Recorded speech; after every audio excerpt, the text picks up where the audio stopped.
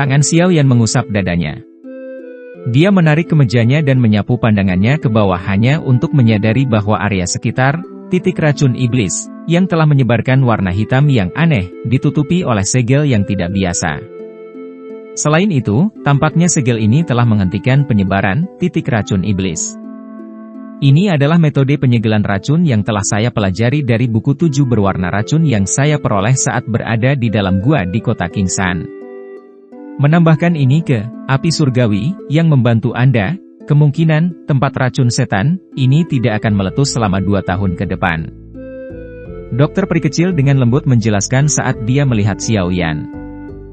Dengan kata lain, Anda harus menemukan seorang elit douzun untuk membantu menghilangkan racun dalam waktu 2 tahun.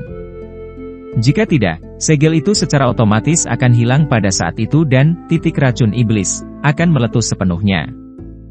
Wajah dokter peri kecil menjadi sedikit serius ketika dia mengucapkan kata-kata ini. Aye, aku tahu. Xiao Yan mengangguk sedikit. Dia tidak menyebutkan bahwa dia mungkin bisa memperbaiki titik racun iblis ini jika dia bisa menemukan api surgawi jenis ketiga. Bagaimanapun, kesulitan menemukan api surgawi ketiga tidak kurang dari mencari seorang elit douzun untuk membantu. Menurut apa yang aku tahu, tidak ada elit douzun yang hadir di negara-negara sekitar sini. Akan sangat sulit untuk menemukannya bahkan di seluruh wilayah barat laut. Dokter peri kecil menyatukan alisnya dan mendesah. Seorang elit douzun. Kelas ini sudah bisa dianggap sebagai eksistensi puncak di pagoda emas di benua Douki. Kemungkinan hampir tidak ada ahli dari kelas seperti itu bahkan di seluruh benua Douki. Mereka yang memiliki ahli seperti itu semuanya benar-benar tingkat atas di benua itu. Dibandingkan dengan makhluk besar ini, sekte racun atau aliansi yang keduanya tampak sangat kecil. Bagaimanapun, Kekaisaran Jiama dan Kekaisaran Chuyun ini hanya berada di sudut yang tidak mencolok dari benua Douki yang sangat luas ini. Bahkan di wilayah barat laut ini, Kekaisaran Jiama dan Kekaisaran Chuyun, yang terletak di dekat tepian, kemungkinan besar tidak memiliki banyak hak untuk berbicara. Mari kita lakukan dengan lambat.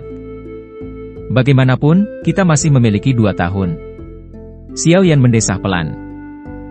Namun, wajahnya tersenyum dengan sikap acuh tak acuh.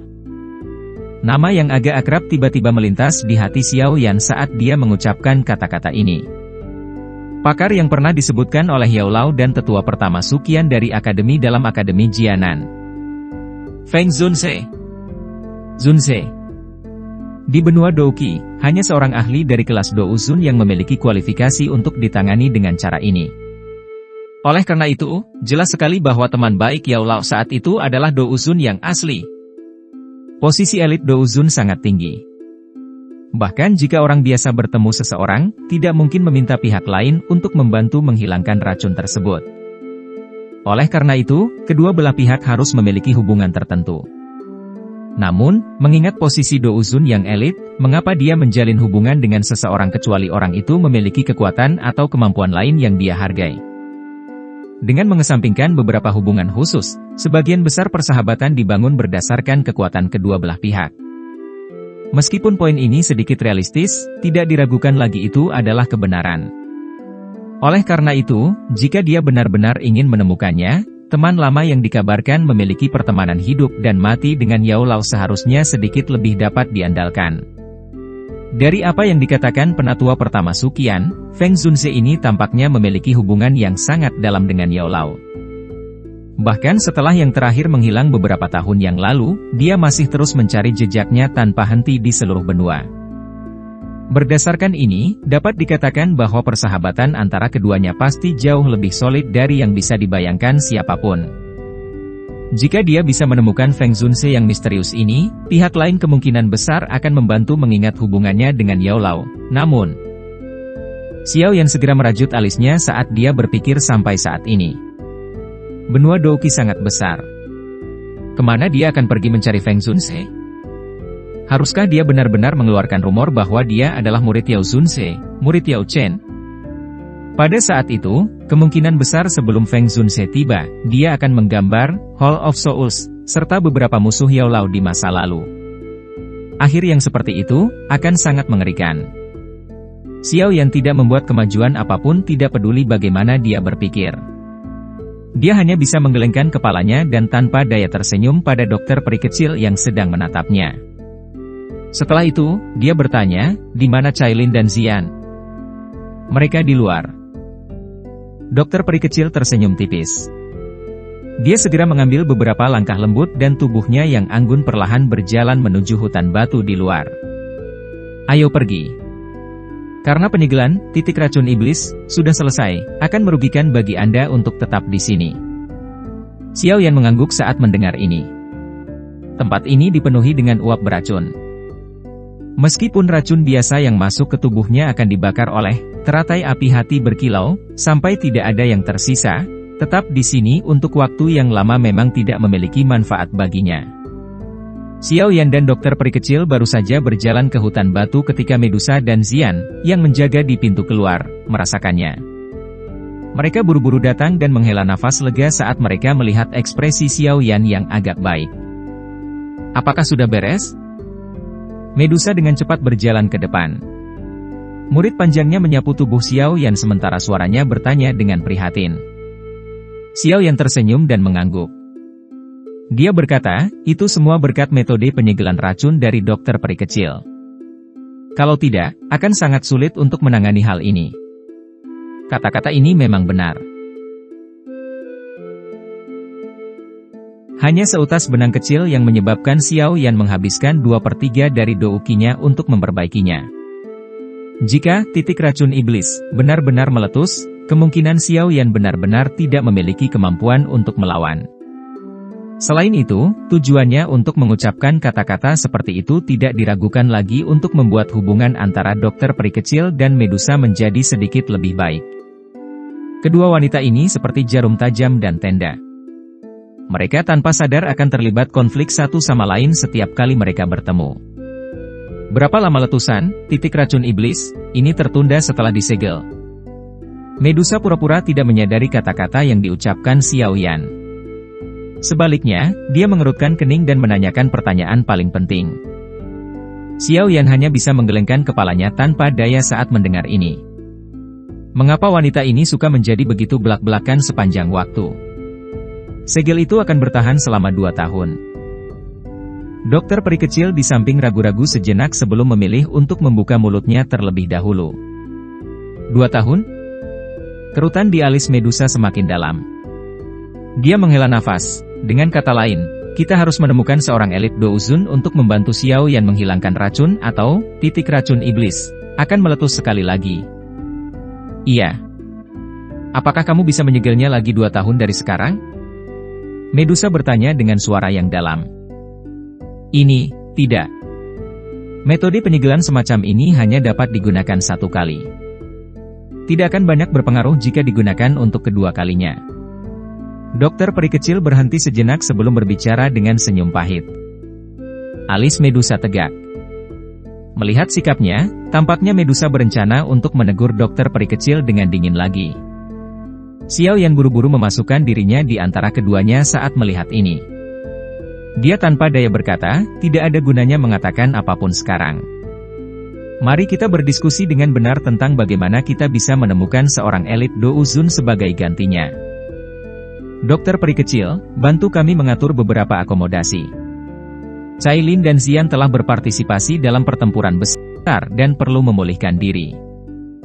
Dokter peri kecil secara alami tidak akan menolak permintaan seperti itu. Dia dengan lembut menanggapi Xiao Yan sebelum membalikkan tubuhnya untuk pergi. Dari penampilannya, dia berencana secara pribadi akan mempersiapkan akomodasi mereka. Xiao Yan akhirnya menoleh ke Medusa setelah melihat punggung dokter peri kecil telah menjadi jauh. Dia tertawa getir, dia sudah memberi saya cukup bantuan. Kamu harus berhenti mencari masalah dengannya. Medusa tidak berkomitmen dalam menghadapi khotbah Xiao Yan. Dia mengangkat matanya yang cantik dan berkata, apa yang kamu rencanakan sekarang? Anda tidak bisa hanya duduk dan menunggukan. Mari kita tunggu dan lihat dulu, kita akan istirahat sehari sebelum membongkar beberapa informasi tentang Hall of Souls dari mulut orang ini besok. Xiao Yan merentangkan tangannya sebelum segera menggosok cincin penyimpanannya. Rasa dingin yang pekat melintas di matanya yang hitam pekat. Tujuan perjalanan ke Kekaisaran Chuyun kali ini adalah untuk menangkap seseorang dari Hall of Souls, dan mendapatkan beberapa informasi yang berkaitan dengan Hall of Souls, atau Yaolao. Medusa ragu-ragu sejenak ketika dia mendengar ini. Akhirnya, dia hanya bisa menghela nafas dan menganggukkan kepalanya. Aroma tenang yang samar tertinggal di dalam ruangan yang luas. Cahaya hangat menyinari itu. Cahaya menghilangkan kegelapan tapi tidak tampak terlalu menyilaukan. Xiao Yan menutup kedua matanya dengan erat saat dia di tempat tidur. Tangannya telah membentuk segel pelatihan saat dia perlahan-lahan menyerap energi alami yang melayang di udara sekitarnya. Latihan seperti mengayuh perahu melawan arus sungai. Seseorang akan mundur jika tidak maju. Pelatihan khusus tentang ketekunan. Untuk menjadi ahli yang akan menjadi fokus perhatian, seseorang harus secara alami berusaha agar orang lain mengalami kesulitan untuk mencocokkan. Dua garis samar kabut putih mengikuti napas Xiao Yan saat mereka bertahan di sekitar hidungnya.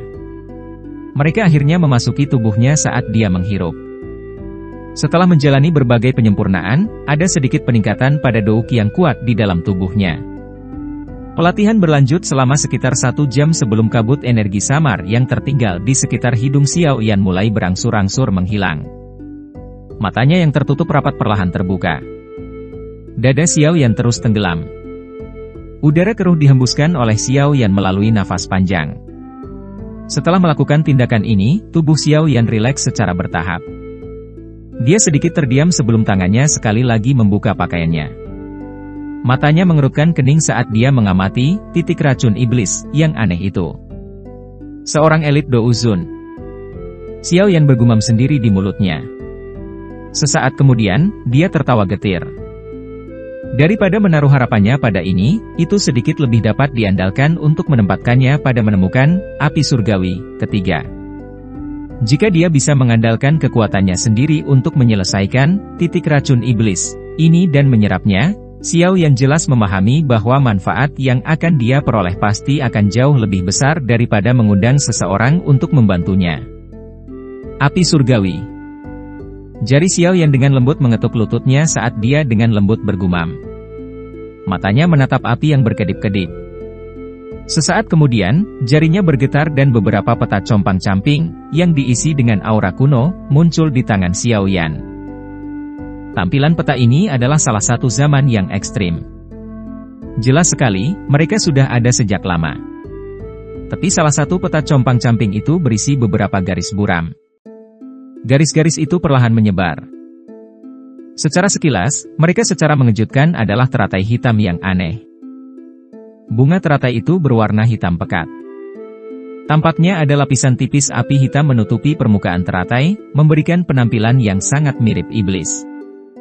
Mata Xiao Yan menatap tajam ke gambar teratai hitam. Jantungnya tiba-tiba berdebar kencang. Saat ini dia bukan lagi pemuda bodoh seperti dulu. Oleh karena itu, dia dengan jelas tahu hal menakutkan macam apa ini. Pemurnian api teratai iblis, peringkat ketiga. Ranking api surgawi, berisi 23 jenis api surgawi yang diketahui semua orang di benua Douki. Setiap jenis api surgawi di daftar peringkat ini menyebabkan banyak orang berkumpul dengan merpati. Setiap berita kecil yang berhubungan dengan mereka akan menimbulkan keributan yang sangat besar. Hal ini telah dibuktikan berkali-kali oleh banyak peristiwa. Masing-masing api surgawi di peringkat api surgawi memiliki sifat uniknya sendiri. Tentu saja, seperti bagaimana orang memiliki tangan yang panjang dan pendek, api surgawi secara alami memiliki tangan yang lebih kuat dan yang lebih lemah ketika dibandingkan satu sama lain. Jenis api surgawi pertama yang dimiliki Xiao Yan adalah api inti teratai hijau yang menempati peringkat ke-19 dalam daftar peringkat. Selain memiliki suhu yang sangat liar dan sangat tinggi, api surgawi semacam ini sepertinya juga dapat memicu letusan gunung berapi. Tentu saja, hingga saat ini, Xiao Yan belum pernah melakukan hal seperti ini. Karenanya, dia juga tidak menyadari apakah ini benar. Api surgawi, kedua yang dia miliki secara alami adalah api hati yang jatuh, yang menduduki peringkat ke-14. Jenis api tak terlihat ini mirip dengan api inti teratai hijau dalam hal kekuatan. Namun, itu lebih unggul dalam kegunaannya yang aneh. Tentu saja, itu juga memiliki kemampuan unik yang menyebabkan mata seseorang memerah karena iri. Itu adalah kemampuan untuk membantu orang menyempurnakan douki di tubuh mereka untuk meningkatkan kecepatan pelatihan mereka. Sejak dia mengetahui peringkat api surgawi dengan peringkat tertinggi yang dilihat Xiao Yan adalah api pendinginan tulang dari Yao Lao yang menempati peringkat ke-11 di peringkat api surgawi. Benda ini jauh lebih kuat daripada dua api surgawi Xiao Yan dalam hal kekuatan destruktif. Mungkin hanya teratai api hati berkilau yang terbentuk dari penggabungan kedua api surgawi ini yang bisa bersaing dengannya. Xiao Yan belum pernah melihat api surgawi yang berada di atas api itu. Dia sama sekali tidak menyadari nama-nama api surgawi dan kemampuan khusus yang mereka miliki. Api dingin tulang, peringkat ke-11 sudah memiliki kekuatan destruktif yang menakutkan. Sulit membayangkan betapa menakutkan kekuatan peringkat ketiga, teratai api pemurni iblis. Menurut apa yang dikatakan Yao Lao saat itu, teratai api pemurni iblis, ini adalah sesuatu yang bahkan dia belum pernah lihat. Tidak ada desas-desus tentang siapapun yang memiliki api surgawi semacam ini selama bertahun-tahun ini. Nyala api pada level ini pada dasarnya tampaknya tidak ada. Xiao Yan benar-benar tidak tahu bagaimana orang yang mencatat ranking api surgawi telah memperoleh berita tentang api surgawi yang misterius ini dan mampu menentukan peringkat nama mereka dari sana. Xiao Yan kadang-kadang mendengar Yao Lao menyebutkan bahwa 5 besar api surgawi dari peringkat api surgawi ini sebenarnya adalah hal-hal yang hanya pernah didengar tetapi tidak pernah dilihat orang. Setidaknya, dia belum pernah melihat atau mendengar informasi apapun yang terkait dengan 5 api surgawi teratas selama zamannya. Saat itu, dia sangat bangga dengan kekuatannya sendiri. Awalnya, dia berencana untuk mendapatkan api surgawi yang berada di peringkat 5 besar agar layak atas status dan posisinya.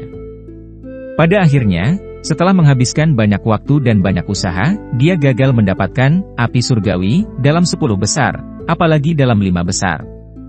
Akhirnya, dia hanya bisa menerima nilai yang lebih rendah. Dia memilih api dingin tulang yang menduduki peringkat ke-11. Meskipun demikian, dia hampir menderita serangan balik saat dia mendapatkan api dingin tulang. Dari sini, orang dapat mengatakan bahwa api surgawi di peringkat api surgawi memang bukan hal yang mudah ditemukan. Saat itu, Yao Lao sangat tercengang ketika dia mendapatkan potongan peta pertama dari gua dan mengidentifikasi apa itu teratai hitam. Siapa sangka bahwa hal yang telah dia tunggu begitu lama tanpa petunjuk sedikit pun akan benar-benar muncul di gua pegunungan yang terpencil. Wajah Xiao Yan juga menghela nafas saat hatinya mengingat semua masalah yang terkait dengan api surgawi. Dia segera melompat turun dari tempat tidurnya dan mendekati meja. Setelah itu, dia mulai menggabungkan potongan peta kuno kekuningan dengan hati-hati. Beberapa garis yang digambar di peta secara bertahap mulai bergabung saat peta digabungkan. Namun, beberapa hal yang digambar di atasnya membuat Xiao Yan benar-benar tidak mengerti. Mengingat pengalamannya, dia sama sekali tidak dapat mengidentifikasi di mana lokasi yang digambar di peta itu. Tangan Xiao Yan dengan lembut membelai peta itu. Matanya mendarat di sudut kosong. Menurut tebakannya, peta ini seharusnya memiliki 4 bagian. Saat ini, dia sudah memiliki 3 bagian di tangannya. Jika dia bisa mendapatkan bagian terakhir dari peta, dia mungkin bisa mendapatkan lokasi dari teratai api yang memurnikan iblis. Meskipun kata-katanya diucapkan dengan cara ini, benua douki ini sangat luas. Kesulitan untuk mencoba mendapatkan potongan peta akhir tidak jauh lebih rendah daripada menemukan jarum di tumpukan jerami. Terlebih lagi, jelas bahwa seseorang tidak dapat menemukan sesuatu seperti ini secara terbuka. Ada banyak ahli di benua douki dan itu berbeda dari keberadaan terpencil Kekaisaran Jiama di mana orang biasa tidak tahu apa potongan peta itu. Oleh karena itu, jika ada yang menemukan bahwa dia memiliki petunjuk untuk menemukan teratai api yang memurnikan iblis, kemungkinan besar dia akan menarik banyak masalah. Xiao Yan tanpa sadar tertawa pahit saat memikirkan ini. Alasan dia bisa mendapatkan 3 bagian dari potongan peta adalah karena keberuntungan. Itu lebih mudah diucapkan daripada dilakukan jika dia ingin pergi dan mendapatkan bagian lain.